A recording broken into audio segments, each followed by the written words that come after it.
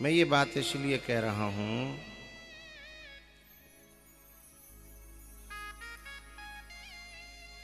कि मैं दोनों पक्षों को जानता हूं, लड़का और लड़की दोनों को। जो बच्ची होती है ना, वो हृदय से जीना चाहती है, और जो लड़का होता है ना, वो माइंड गेम खेलता है।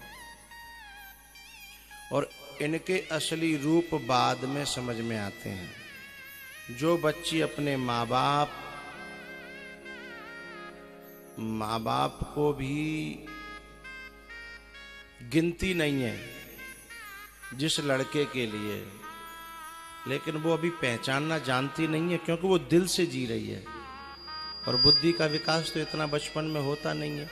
समझें भले ही कि हमें बहुत बुद्धि है, पर होती समझें भले ही, लेकिन मालूम कब पड़ता है, क्योंकि वो तो बस बाय कोई ने सम्मान दे दे और बाकी ने झूठी सांची बात कह दे कि मैं चांद तारे ला सकता हूँ, तेरे लिए मर जाऊंगा, तेरी बड़ी से बड़ी इच्छा पूरी करूंगा, बस यूँ 2-4 बार कह दे। बस वो समझती है कि बस यही सबसे बड़ा परमात्मा है। लेकिन मालूम तब पड़ता है कि जब पूरी लिखा पढ़ी है जाए और जब पता चल जाए कि अब ये घर लौट के नहीं जा सकती, तब फिर वही के 38 टुकड़ा होते हैं और वही 38 टुकड़ों पर बैठ के समोसा खाता है वो आदमी हैं।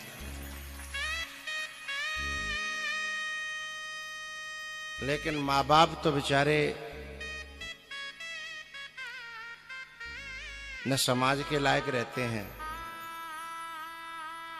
न घर में ही मन लगता है, क्योंकि बच्ची कलेजे का टुकड़ा होती है।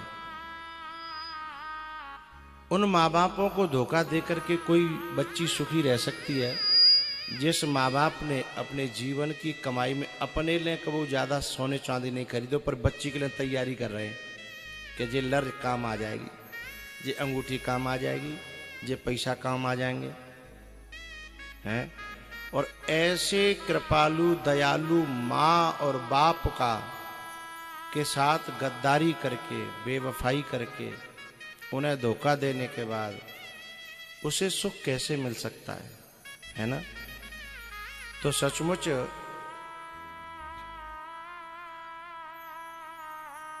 ये जो कन्यादान होता है ना, तो बाप पांव पूजता है बच्ची के, माँ पांव पूजती है। उसका अर्थ क्या होता है कि तूने अपने यौवन में अपने आप को संभाल के रखा, हमारी इज्जत बचा के रखी, इसलिए तू हमारे लिए पूजनीय हो गई है। वो पूजन के योग्य नहीं होती हैं जिन्होंने अपनी मनमानी करी है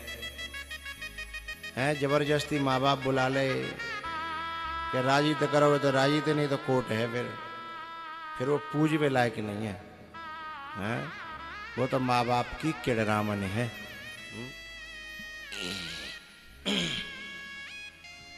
सीता जी ने कहा,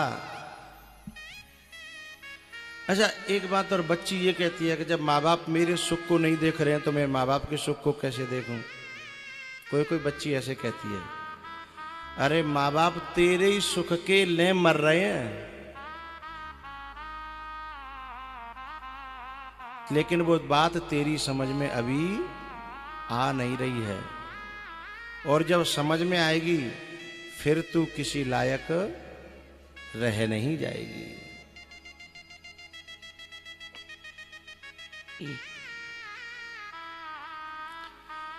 ऐसी नारी जो माँ बाप के साथ धोखा करती है ना, ऐसी लड़की, ऐसी बच्ची, उसी के लिए तो कहा, रो रब नरक कलप सत परई।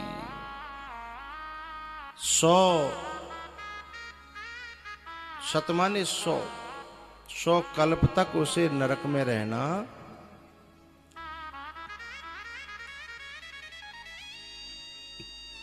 एक बार क्या हुआ, एक नदी में लोहे को टुकड़ा डालो, डूब गयो। एक लकड़ी को डालो, वो नहीं डूबो। किसी ने कहा, अरे पानी तू बड़ी दुभांत करता है, लकड़ी नहीं डुबाई, लोहा डुबा दिया। पानी ने एक बड़ी प्यारी बात कही, बोले जी लकड़ी है ना, जी मेरी सींची हुई है, ये लकड़ी मेरी सींची भई है और मैं अपने सींचे भई को कैसे डुबा सकता हूं। तो ये औलाद अपनी सींची भई है, माँ बाप कैसे डुबा सकते हैं। और ऐसे माँ बाप में भी जिस औलाद की दोष दृष्टि हो जाती है ना कि मेरा बाप मेरे साथ न्याय नहीं कर रहा, मेरी माँ मेरे साथ न्याय नहीं कर रही, अरे तेरी बुद्धि विपरीत है गई है। अपनों सींचो जान के, जब जल काठ को नहीं डुबाता है तो माँ बेटी को कैसे डुबा देगी, बाप बेटी को कैसे डुबा देगा। ये राक्षसी बुद्धि है।